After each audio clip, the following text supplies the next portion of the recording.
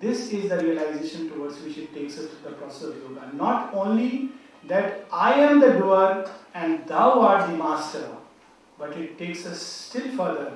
Thou art the doer in two steps. First, if you look at life, nature is the doer. And that's very simple to understand. Even a child understands it. I asked once a group of children, tell me, what did you eat today for breakfast? So one of them said, sir, I had idli. So where did the idli come from?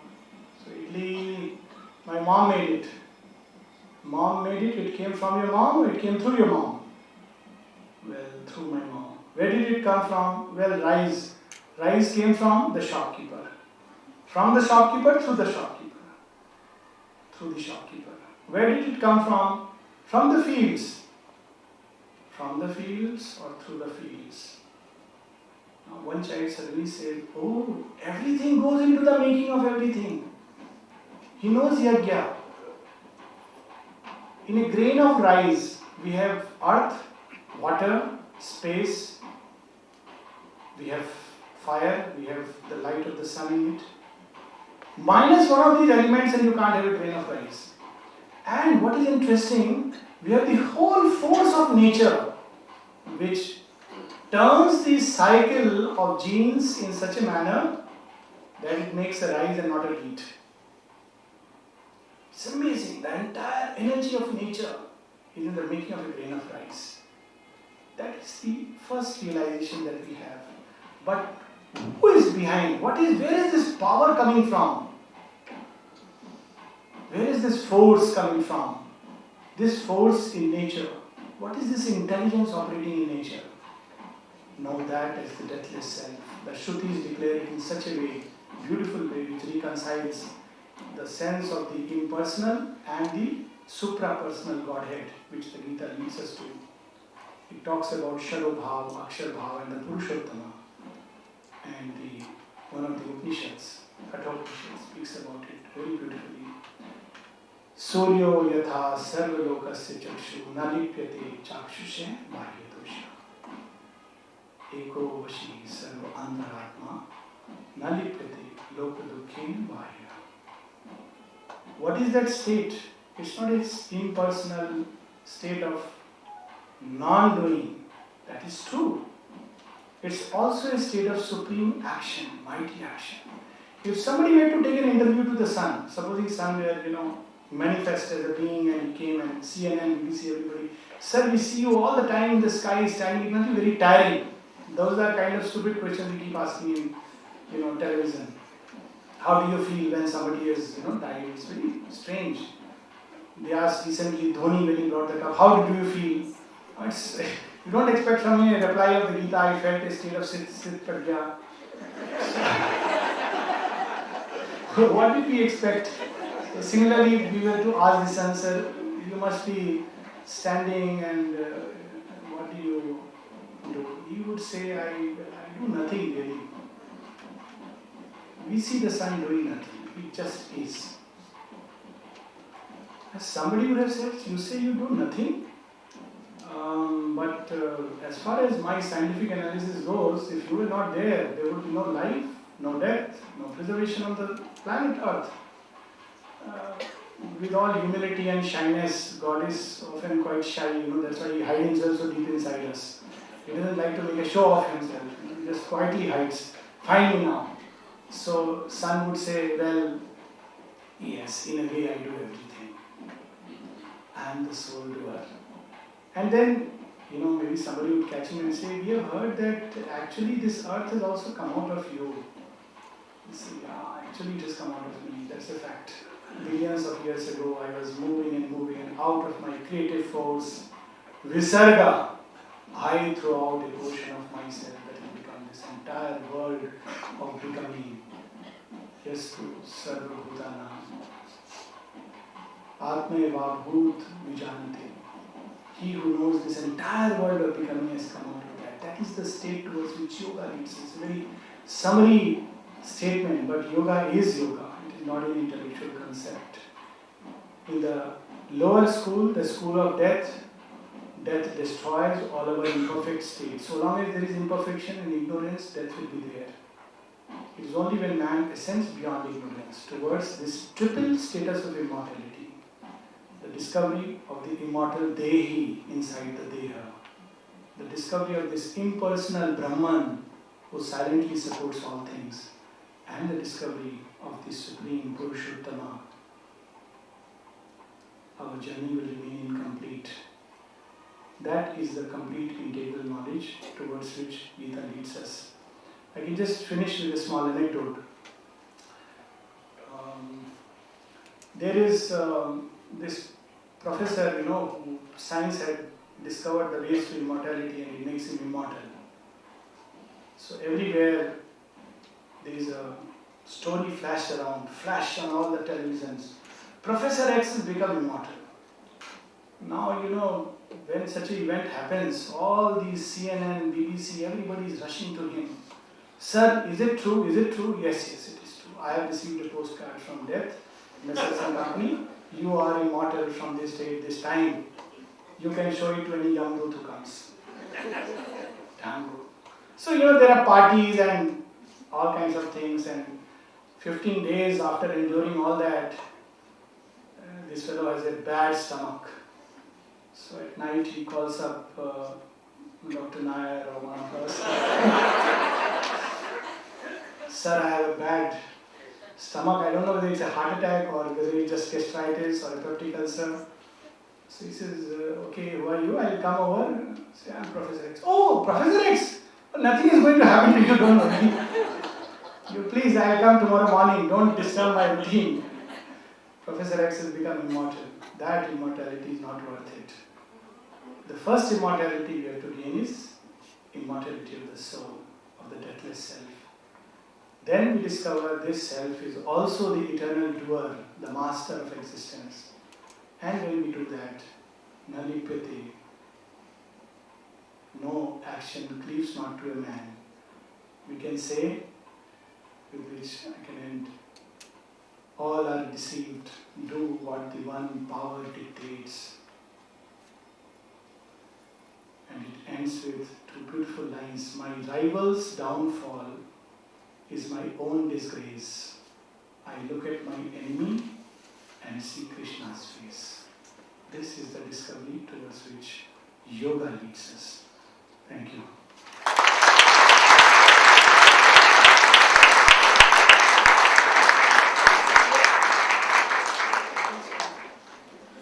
I think we enjoyed your talk very well, and it is time for question answer or comments. You can either question or you can give a comment. While people are thinking about it, can I ask you something very simple? The Hindus, the Christians talk about Saint Peter guarding the heaven or hell, and the Hindus talk about Saint Yemen. What is your, well, they don't call Saint anyhow. What do you think about that concept? The Hindus speak about Chitragupta. Yes. And the Christians do the... Chitragupta is the equivalent of Saint Peter. Yeah, there is a little bit of difference actually. But yes, they do speak about this. I don't know how the story of Saint Peter really originated, because I have gone through the Holy Bible and gone through the Old New Testament. I didn't find Old Testament much interesting, but at least I didn't get a real reference as to how come Saint Peter got to be appointed there. But I do feel that many stories which have been accredited have come because human consciousness gave, many mixtures have come. When we turn to the purity of the teaching, it's not there. Like, the concept of, it refers to the fact of reward and punishment. It's not there originally. It's not there in the Upanishad. It's not there in the Vedas. Where does it really come from? The Gita speaks about it in psychological terms. There is something like a consequence, but it's an inner consequence, the growth of consciousness. So somewhere these stories may have originated in human mind for various reasons. But about Chitragupta, one thing is true, that there is possibly a plane, in fact Mother speaks about it, it's the experience of yogis, that there is a plane of consciousness where all the deeds get recorded as imprint. This is true. In fact, at one place in one of the Upanishads, Shuranda makes a side remark that if you give a sword to a yogi, by touching it he can say, what it has been used for. I mean, of course it's been used for slaying, but who has held it in his hands? So there are imprints of consciousness. To that extent it is true. The whole issue is that whether these imprints are truly judged by the divine as, I can best put the case forcefully in Umar Khayyam's word. He says, "O thou who with pitfall and with gin beset the road I was to travel in, wouldst thou with predestination around impute me for my fault to sin?" So, human beings are moved by so much of ignorance. So whether God is really busy doing that or something else. So at least I feel, it's better to think a little more nobly of God. That He's probably not so much, He's making us grow through experience rather than anything else. But definitely about the Chitragupta part, that there is a way one can know what has happened. It remains in the earth memory. And there is something like a collective karma. It is also true that if the imprint is very strong, it can come back to the point from where it is originated. These are subtle laws of action and reaction. They do exist. But they are not the prime thing. The point is they are not the prime thing in our evolutionary journey. They are a kind of a side issue. Sometimes it can happen.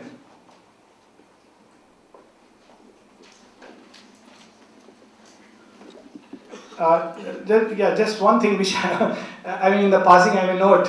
It's very interesting, this concept of hell and heaven. On the one side, it's a very strange policy. It's a double reward and double punishment, which is unique. Even a human tribunal would not really have it. You have first reward is that you enjoy a nice place in heaven. The second reward is you come back to earth and have a good time. This is very strange. Okay, reward I can understand, but then you also have a punishment, this theory of double, somebody puts you ulta on the fire and, cooks you in the burning oil. And then he sends you on earth also in a miserable and pitiable condition. I am sure God has better things to do. At least I think better of my beloved. Probably if He has created suffering, it is out of some wisdom. So we have to look at the suffering, the wisdom that made suffering in the world.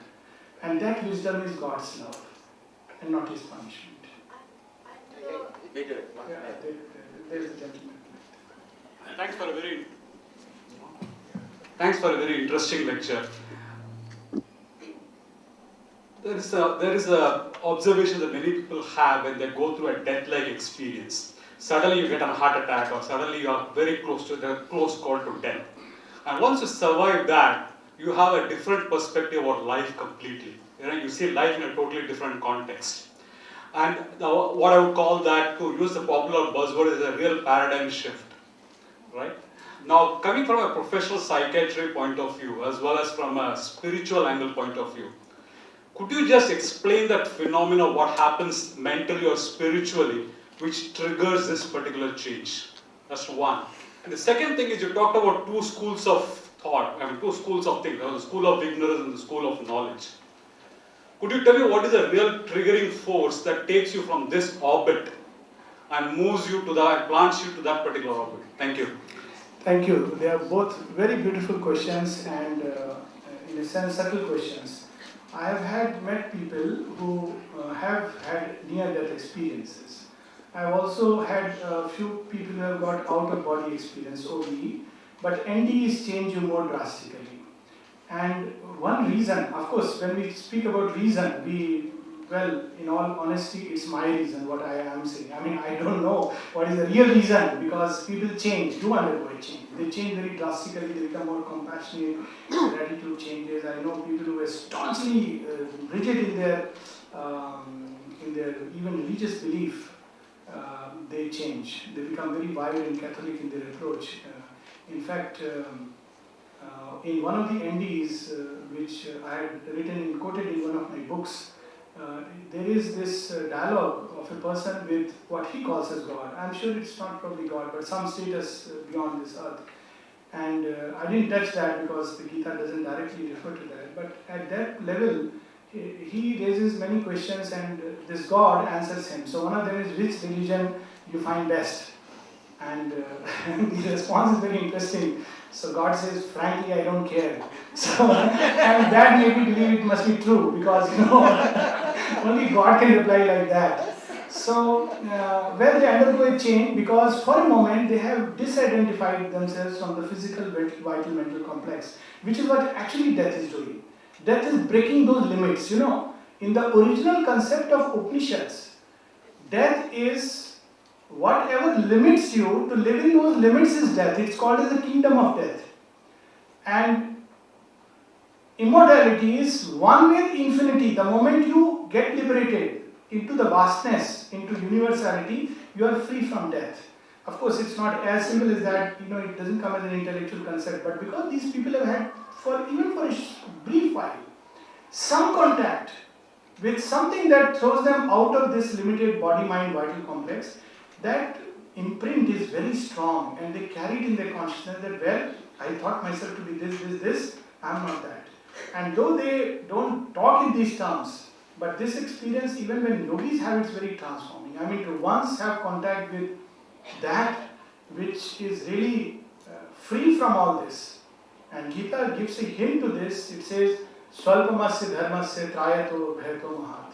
Even a little touch of this oneness liberates us. So I guess those who go through ND pass through that stage. And it is very true. At least, I mean, I have seen people who do change. And this must be the reason. And what was the second question about the people going from one school to another? In the Gita, there is an allusion in a very subtle way that when you have gone through sattva, first it distinguishes the asuri and the devi sam, and then it says that Arjuna, you are fit for it because you are by nature a deva. And that's where perhaps the role of ethics and values come in. That they are a preparation; they are not the thing in itself. The point that Gita makes is a distinction between an ethical life and a spiritual life. But ethical life, a sattvic life, a life governed with reason and balance can be a very good preparation for the higher spiritual life. And it gives an other reference also when the Gita says, don't speak about all these things to anyone and everyone. So it says that not everybody is ready because it will be misused. Like people do misuse the Gita to say that, well, I can massacre, I can do anything, as very beautifully this analogy came that I can be a thief. It doesn't matter because deathless self is doing this. The point is that there is a point when the understanding and the consciousness is ready for that leap. And that point is the high point of sattva, where a hand comes and rends the veil and lifts you out and you're protected in the consciousness of the spirit. Arjuna is largely on the Rajo-sattvic plane. So he is a being who is getting ready. He is, of course, Rajasic, being a Kshatriya. In fact, that's the other point, good, it has come. The concept of Chaturvarna is also an evolutionary concept. You go from one level, guna dharma, to another, till finally you enter into a seeker after knowledge, which actually is a Brahmin. And at that point you are ready for a departure. And that departure is where you begin to have some kind of an aspiration for the divine. And that, I suppose, is the transit point. Now, I'm sure there must be some kind of a test, a very subtle test like Arjuna and all the Pandavas had to go through. And that test of extreme suffering, whether you really seek the divine or not. Maybe there is something like that. But actually it's the sattvic buddhi which prevails us for that. That's why they insist on that. Yes.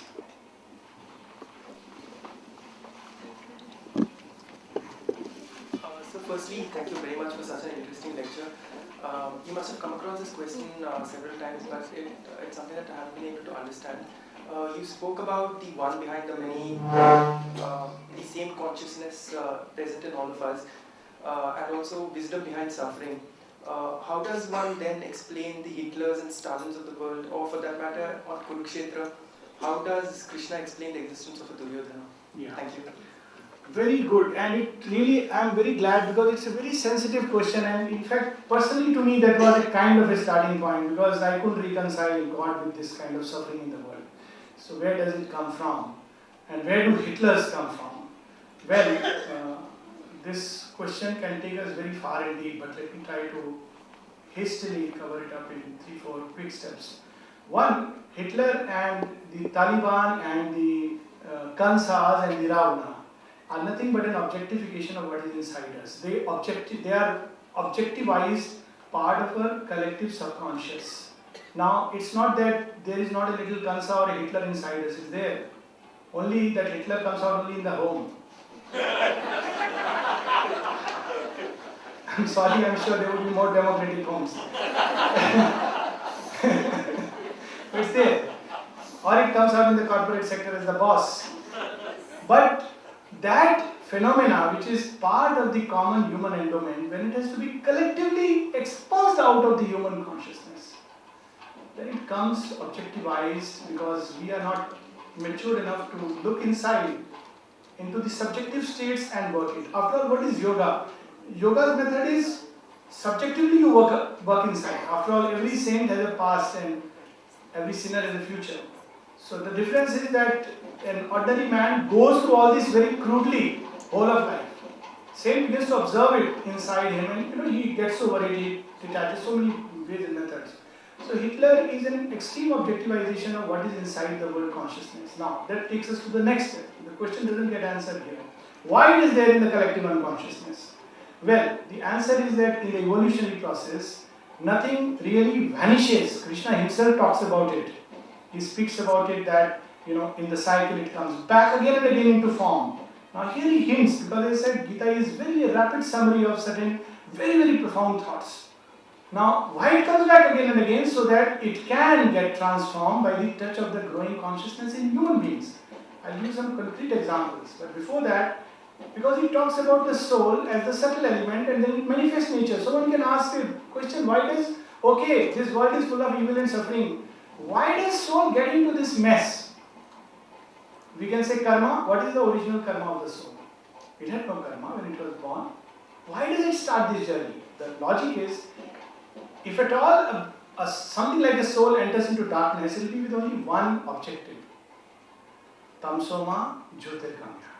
To turn the darkness into light. So similarly, into this world which contains all the past layers of mankind or animal consciousness and stone consciousness, all these are existing in this world, creating a tremendous clash of forces. We use the word good and evil, but that's not the way Gita looks at it. There is the past, there is the future, there is the present coexisting at one point of time. And evil and good depends on where you stand. For a man in tamas, don't tell him to meditate because he'll go to sleep and think he's meditating. He should be told, go and conquer Rajyam Samradham. Earn a quick money, because Vivekananda said this to somebody who said that I want to renounce the world. He said, what do you have to renounce?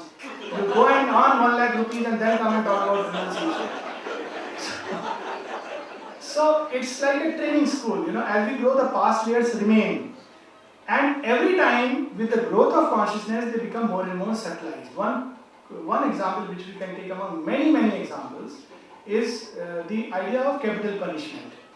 500 years back it was, not in India but at least in the western side, there were guillotines. People were being burned to stake. Crucified. In India, of course, we know of Sharmat being beheaded by Aurangzeb and a couple of other examples. But generally, the most harshest treatment that a saint ever met was Mirabai, who was allowed to leave gracefully, by and large. But nothing like that. Now, as human consciousness advanced, it said guillotine is not really, it's horrible. So, people devised the Phansi. And then they said this is also crude. So now we have electric chair. This is a unique modification. And now that Dr. Death, who used to devise a unique method, he said, okay, of course he was talking of euthanasia, but people use it, we'll give an injection, first injection the person goes to sleep and the second one he dies. So what is happening actually, human consciousness is growing and it's not able to reconcile the existence of a thing as glorious capital punishment with its own inner sensibilities, whether we call it divine or not, but it's a growing sensibility. Then the next step is, it says, why should we have capital punishment at all? How about reform? Now, you see, as it advances, that is becoming lesser and lesser and subtle. Now, it happens over thousands of years. Many practices, the Mayan civilization, even we hear about some tribes, Gonda tribes, this is human sacrifice. You can't imagine that now. It's impossible, that kind of, we sacrifice the goat to the belly god, that's a different matter. But nevertheless, human consciousness advances and leaves it behind. Now the third question is why it came out. Well, God is infinite. Simple answer is infinite possibilities, and therefore this is also a possibility within the infinite, the possibility of negating it, and therefore it comes out. Finally, to make the realization more perfect, the delight more vast, why should there be the sense of struggle in this world and evil? Okay? Imagine a Ramayana without Ravana. Everybody talks about Rama. Imagine, who would go to watch Ramayana if there is no Ravana as the antagonist challenging Rama's prowess?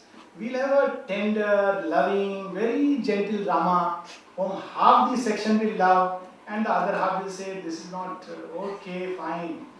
Where is the strength? So we have Ravana in this creation. And the Ravana has to be equally powerful, mind you. Imagine watching a cricket match if India was playing.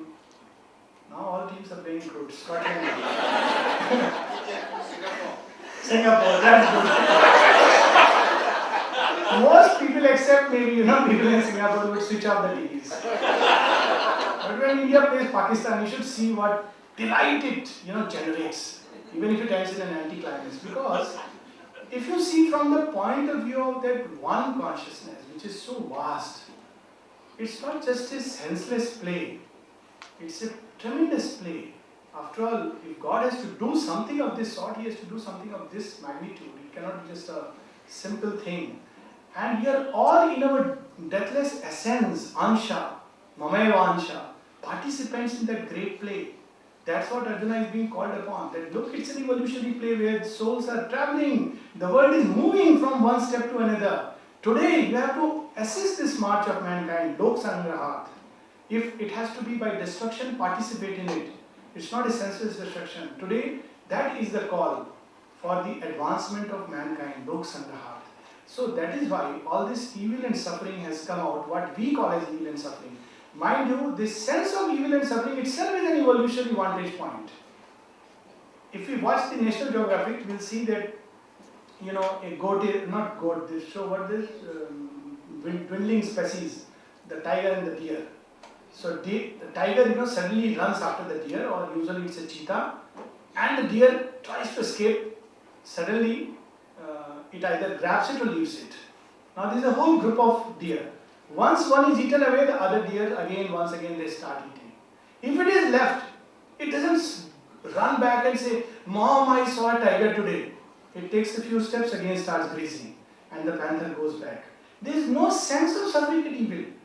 But at a human level, suddenly you find at one level of humanity, not at every level, at one level this comes very acutely. We not only recoil from visible suffering, but also from anticipatory suffering. And we make all our life attempts to prevent that anticipatory suffering. So actually this sense of evil and suffering is itself a creation of nature. It's not human creation, because there are human beings who may say Gita and everything and talk about big things, and at the end it's all story and myth and which college Krishna graduated from and where is, because consciousness is not ready. But in those who are ready, they begin to become sensitive about this. Something within them that also answers that question. This one of the signs that you are getting ready is that you look at this world and you wonder, what is this place? Why am I here? What am I doing here? So the sense of suffering is a device. The sense of sin is a device. Again, there is no sin actually, but it's a device nature uses to facilitate, make speedy man's growth. But we can also say that man responds to the device of nature by becoming more acutely conscious of the sins of others and very little of his own.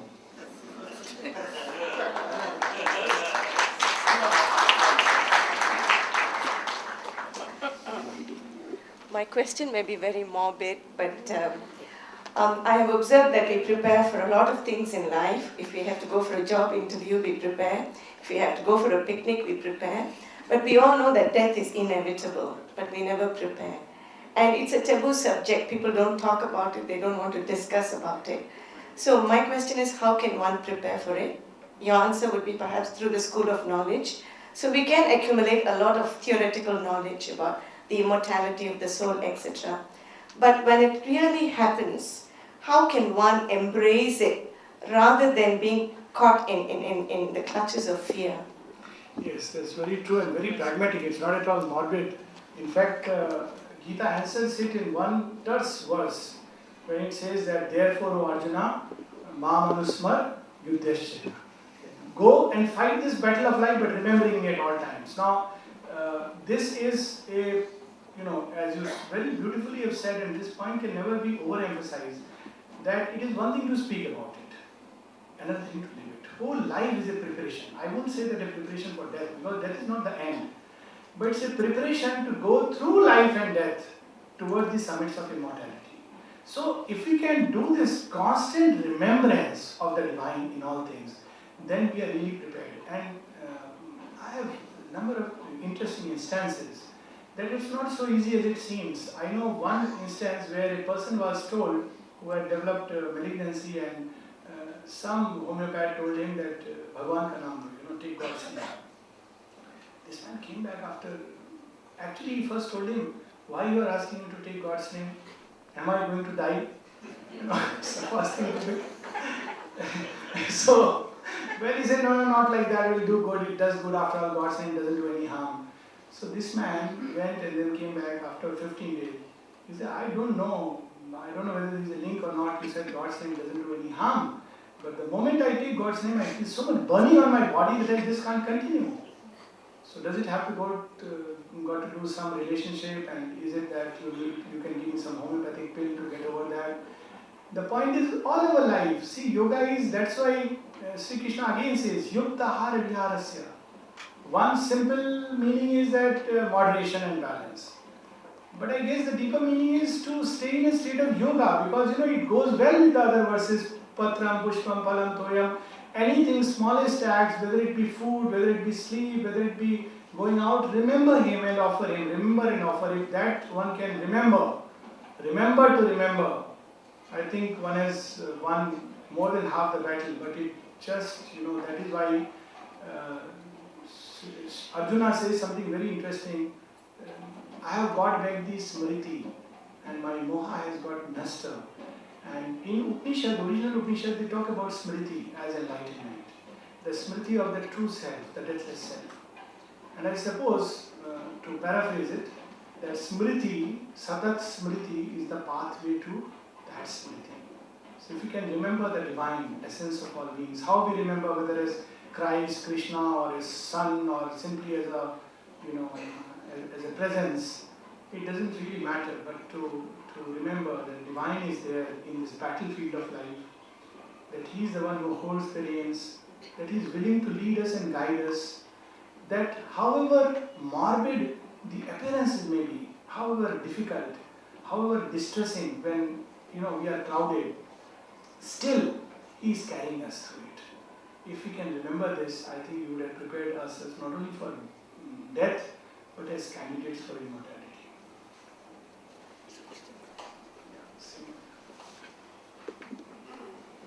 I'm just taking few elements all throughout your lecture. Like you said, we have two types of humanity. So I guess we all have those two elements in us, the lower and the higher. Then you speak of the three gunas. Then you talk of the char, chaturveda. All are carry a significance. Then you speak of success as outer success, but it's also like the attitude towards the success. So everywhere I was trying to bring a second thought to that, what you were saying. And school of ignorance, is there a reconciliation between the two? Yeah. And second is, will it always be when I know God, then I can live life rightly, or it can be like, it's going as a process and I can still reach through this. I talk of body-mind complex. This too carry the meaning, even if it's not my true self, this too is one truth of my being.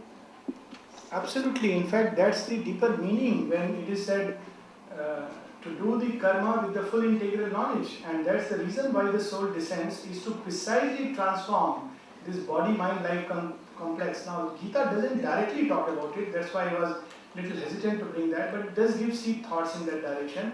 One of them is where it says Jara Maran, when the yogi who strives to conquer death and old age.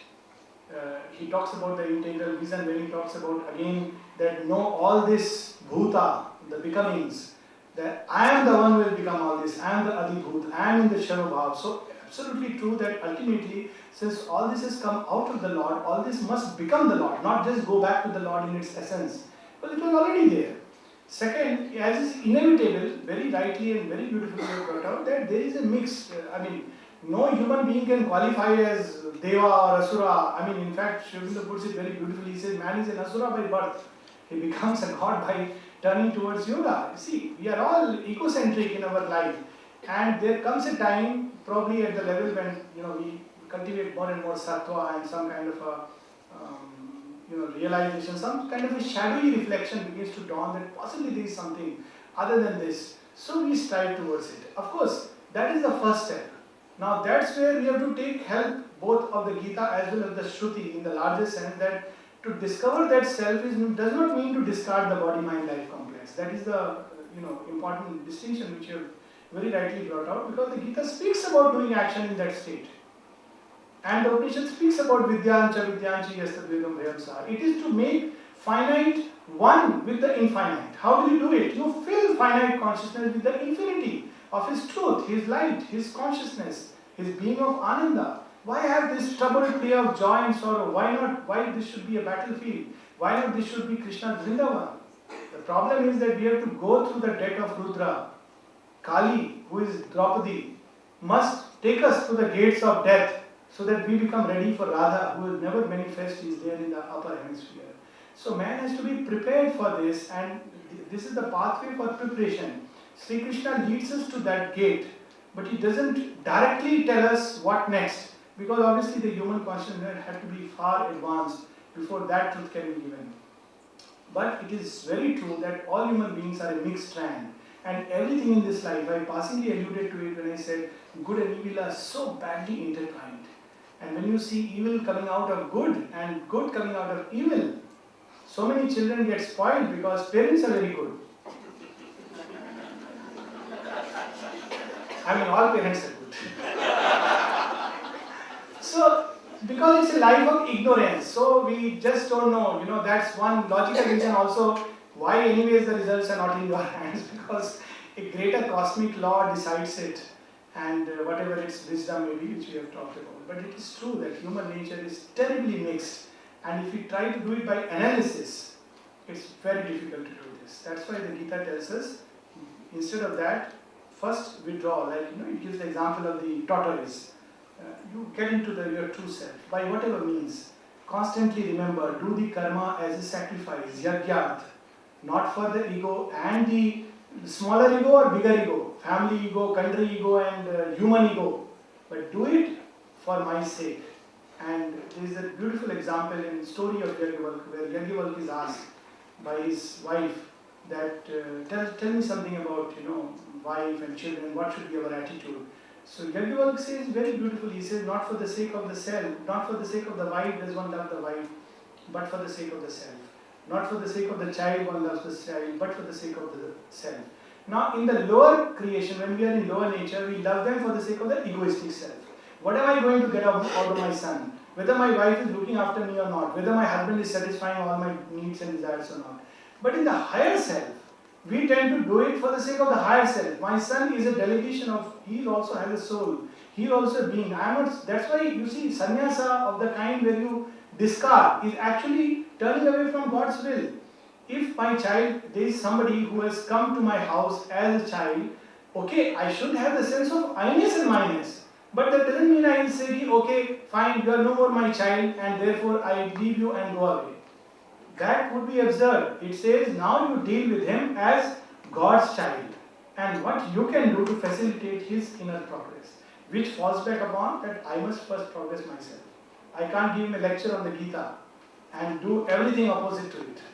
Because that's what I believe is very good about today's children. This I'm just 1 minute taking, because there was a question about today's children. I somehow in my interactions I found them very, very frank, truthful, honest, which is something remarkable. They don't like hypocrisy. One word, if you ask 16-year-old, they don't like hypocrisy. That's why they turn away from Gita. That's why they turn away from all the high truths. Because we have spoken about them, we have not lived them. And they see through it. They have an extremism. The only way we can bring it out is by living that truth. And even if we live a little, it will have a tremendous impact upon them. it sees it, that yes, he will see that my father or mother has not become loveless, but they exude a different quality of love, a love which only the divine can love us like that. Only the divine can love us even in the battlefield of life, can bear our ignorance, and lead us step to step. So that kind of love with which we embrace creation. Prof. Rao? Prof. Rao.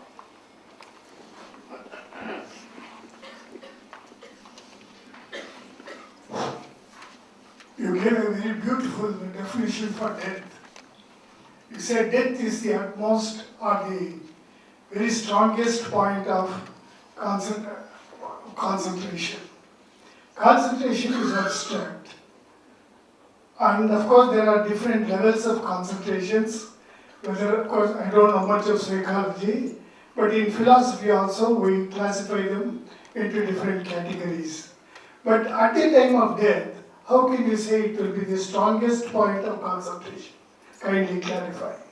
Because the whole being and consciousness with all its experiences has to pass through a gate of departure. It's like a narrow gate through which the entire being has to be squeezed into.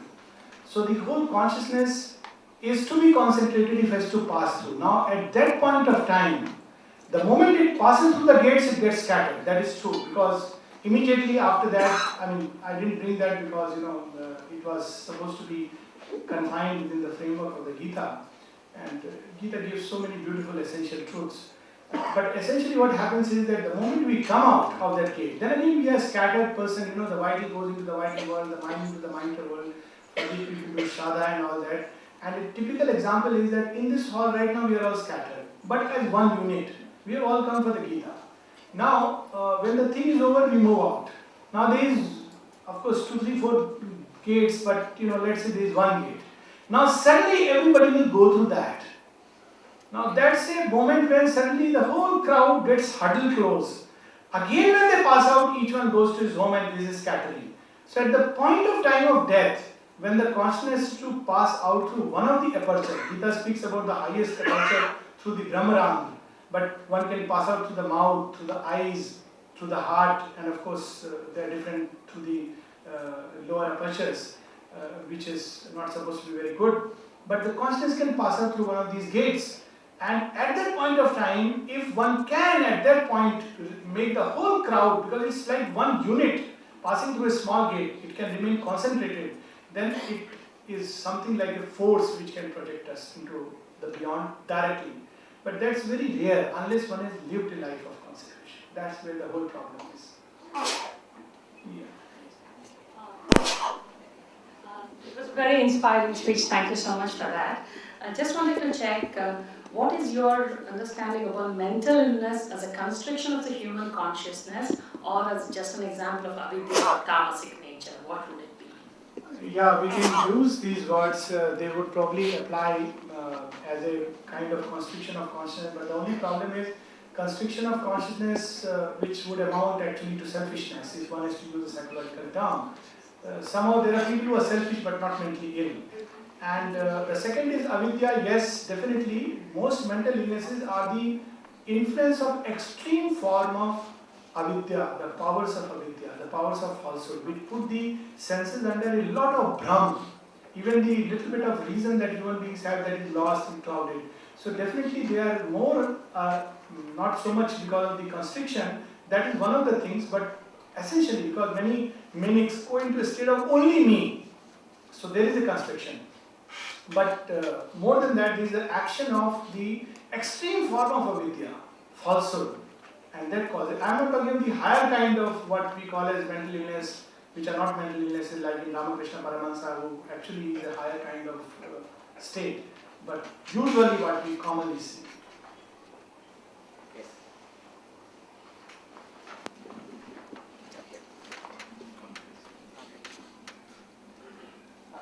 Sir, Gita is being interpreted in a various manner. Like it can be interpreted as bhakti, karma, and various ways. Basically, I'm particularly concentrating on the children, like my younger brothers and sisters, who are being grown from the various stages. And sometimes in the life, the frustration comes in a various ways. And when you give them the knowledge, what you read from the Gita and our scriptures, they are not able to digest those things. And we understand they are very innocent, they are very good persons from the by heart, but they are seeing a lot of corruption around, and they are not able to digest because there's a growing age, 16, 17, 18, 19, 20 years age, and they are not able to digest your words. What you are saying, I do not want to do the prayer. Why should do the prayer? I want to say that, I want to understand that, how to, by concentrating on that particular age group, like I know the Nachiketa's story, like Yam was enforcing him not to tell. I will not tell you, because it should be heard from a right mouth. It should be given to a right person. I don't know when I am telling to my younger brothers and sisters, it's right or wrong, but I am still in the confusion. And whether they are right, they are ready for that or not. Should Gita be spread among the teenagers, 20 years old people, because they are not like understanding like Arjuna?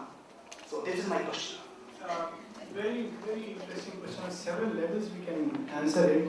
Nachiketa's qualification first of all came because he had the fire of aspiration. That's why it's called as Nachiketa Agni. Nachiketa's readiness came because he aspired for that higher knowledge, and Yama gave him all kinds of pralovan first. I'm going to give you cattle, this, that, and he asked, he had that fire of aspiration.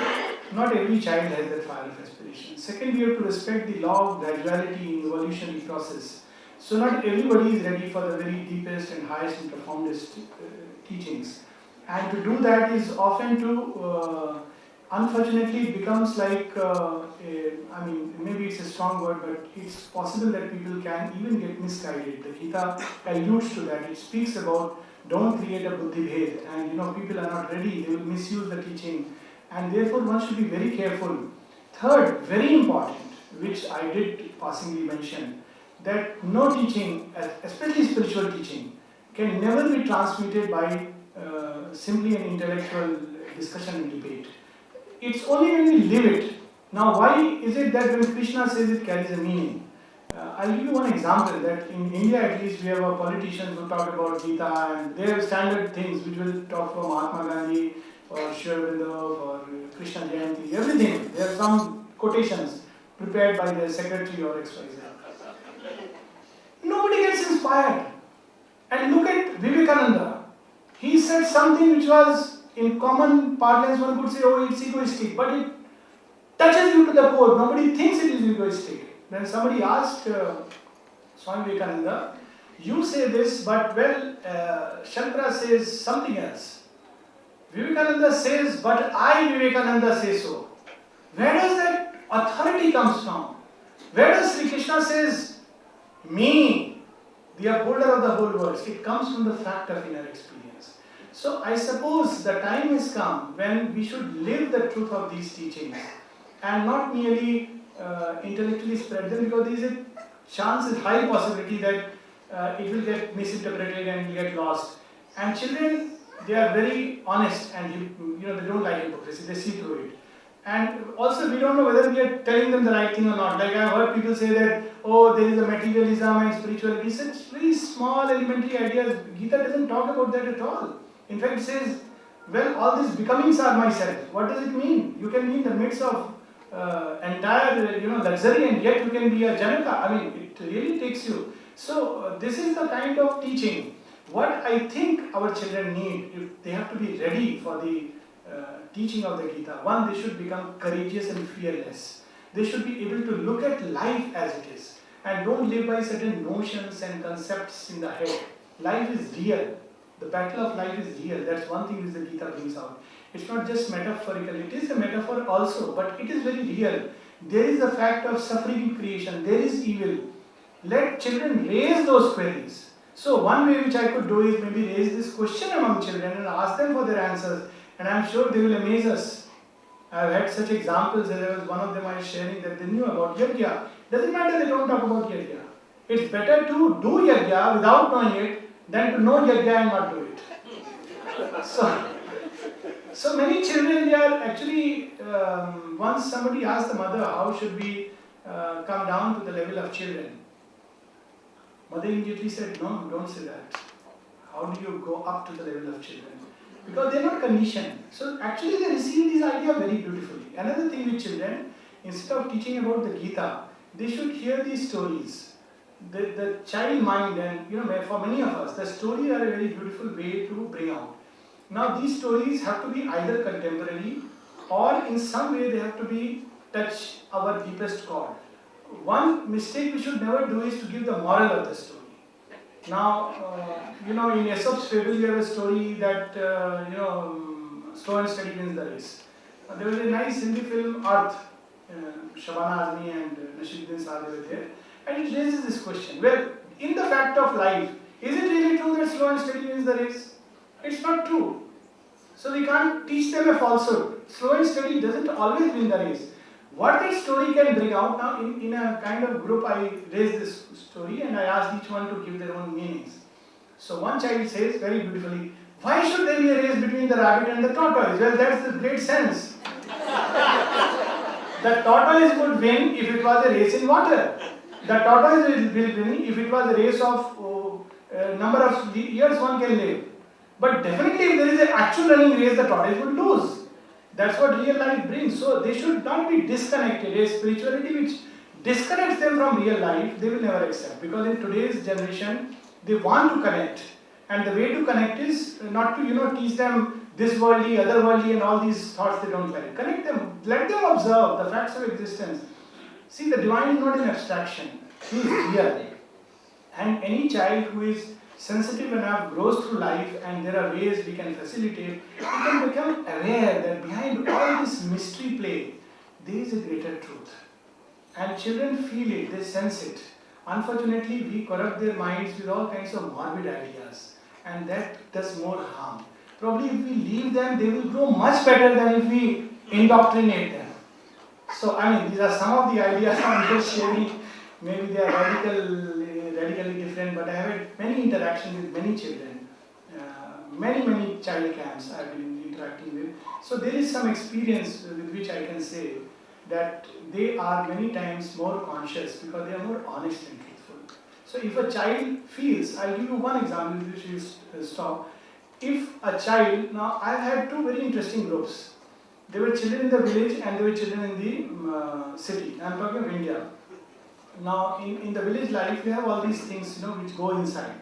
So when you tell a child that what do you want, and you keep telling honest answer, they'll say we should live for country and this and that, this one answer. When I ask the same question in the city, one child suddenly says, I want to just earn money. Now the question is this child more developed, or the child who wants money but says one should live for the country more developed? In the Gita, there is a very, very clear reference to this. It says, Arjuna, don't indulge in mithyachar. Don't say high things which you are not ready. So if a child says, I want money, let's respect it, that he is being honest. The next step is, okay, what do you want from money or through money? So every child has to be led his own way. And we should never make it something very universal. Maybe one or child honestly sees through the game. But most children are, what worldly life can give and why not? Maybe they will be more prepared through that than if they, at 15 they learn everything and then at 25 they're leading a double life. On one side is the gross attraction for the worldly life, so-called worldly life. There are no cabins, but let's put it like that. On the other side, they have heard all the teaching which creates conflict inside them. Maybe if they go through life with open eyes, seeing the facts of existence, with some kind of a benevolent, sympathetic and wise counsel around them, they would grow into beautiful beings. Let them be honest. As time is going to be 9 o'clock, if anybody has a burning question, I allow one. Yes. We have Come on, a burning question. Significance of fire in yoga. I think what we can do is, there are a couple of meetings, so maybe we can keep them for that day. People come. I know you will have many questions. I have which no you can ask problems. directly We can later. go on till 2 o'clock. 9 o'clock. Please remain seated because we have some announcements to make after the concluding remark. Is there a question for you, Krishna Kumar? One allowed. Give him a chance then. The young man, both I am, of course. Should I ask? Yeah, okay. Actually, this is a relevant question. There's a very great danger. That means what I feel that if we are throwing the child in the battlefield, right child, the patriotic child, like I say that, great possibility he may take the wrong decisions. He may spoil his life. If you are worried about that, you try to give him the knowledge of courage, which definitely is in our scripture. Then should it be given or not? Even specifically, I want to know that. Yeah, we'll take both these questions. First is that as fire is the fire of aspiration, I'll just summarily speak about it, we'll talk about it later. But with regard to going into the battlefield of life, yes, by all means give knowledge, but a thing like spiritual knowledge should come not mentally, as much as it should come from the fact of living experience. That is one. And it's only a person who has gone through world with open eyes who has that kind of a living experience to transmit it to a child. Second thing is that equipment or equipping them.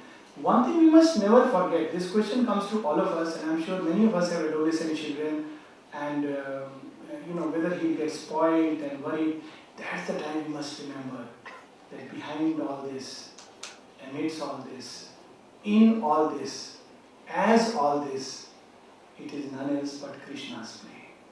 He's playing with himself. Don't forget that. Nothing will go wrong eventually. It is a process of growing and learning and evolving continuously. And there is hope for this world, not because we are there. We don't know as humanity will survive or not. It doesn't really matter. But earth will be saved. Something greater will come who will one day embody the light of consciousness and light of truth upon earth. And these children and all of us will grow into that. There is hope for this world because God is there. And He works through everything, through what we call sin, through what we call suffering. And look at the beauty. In the Gita, passing reference. Who is qualifying for Gita? Arjuna. He was not the best of persons. He was best in one sense. But what about Yudhishthira? What about Vidura? What about Bhishma? And look at Ajamil. Look at the story of Angulimal. Look at the story of Saul of Tarsus turning into Saint Paul. Look at the story of Jagan and Maghai. At the same time, look at many holy men. In the time of Rama, when Sabri was just an ordinary woman just sweeping the floors, and she every day waited for Rama, keeping all the things ready. A lot of holy men passed by the side, sadhus and monks. And when they would see her, they would say, "What are you doing?" "My Lord will come, and He will ask me the way and rest here." "What? Lord will come and ask you the way and rest here?" "What do you mean? You don't know. You don't know philosophy. You have not read the Vedanta." Sabri said, "Maybe I have not read the Vedanta, but I am waiting for Him. And one day He does come." Now, what made Sabri more qualified for the presence of Rama? It's a very intrinsic thing. We don't know at what time the veil will be rent. We don't know what's happening in the heart of a Ratnakar, which qualifies him to become Valmiki. So, we should first grow in that consciousness. The point is that the more we grow, the more a new world vision and a more newer self-knowledge will begin to pour from itself. We'll grow into an intuitive understanding of what should be done at a point of time with a particular child and what should not be done. But even when we have given him the highest knowledge, we should have the greater courage like Krishna's and the greatest wisdom like Krishna to tell him, "I have told you what I have to tell you. Now you do what your nature dictates you to do." Because that is the greatest wisdom. Nature works through freedom because it knows that even our errors are His steps upon the way. Krishna, I have some announcements to make before I summarize, and the charming MC has some announcements to make later. She has done a wonderful job. Now, the announcement is that, number one, of course, you all know that there are two more sessions tomorrow. Please come. two excellent speakers. One, of course, is none other than our friend Sri Vasudevacharya, who has given a couple of talks previously in the Hindu Center on the concept of action in Bhagavad Gita, which we learned a lot. Then we came to the second stage, Yoga, Life, Death and Beyond in Gita's Light by Dr. Alok Pandey. In other words, we learn how to be born, how to live, and how to go off. Now, it is always said that the term Om, A-U-M, is A for awareness, O for dream state, and M for moksha, or the last stage. So the Englishman invented the word God. So what does it mean? G for generator or Shiva, O for operator or Krishna, and D for demolisher or Shiva. With those words, I invite our charming MC to summarize. Thank you, Dr. Nayan, for chairing this session. And thank you, Dr. Alok Pandey, for enlightening us to train and learn about our inner self with yoga throughout our lives, to be able to understand and sustain death and venture beyond. I think that's how I summarized from what I heard from him. I'm sure everybody else has different opinions. But before we close today's sessions, I'd like to bring to your notice the donation box that is at the back of the hall that requires your generous contributions for successful Gita Jayanti celebrations in the future. And I once again encourage you all to register for the various events that are on for Gita Jayanti 2008 via the website. And a very important reminder is for all of you to please kindly bring your volunteer and delegate badges tomorrow.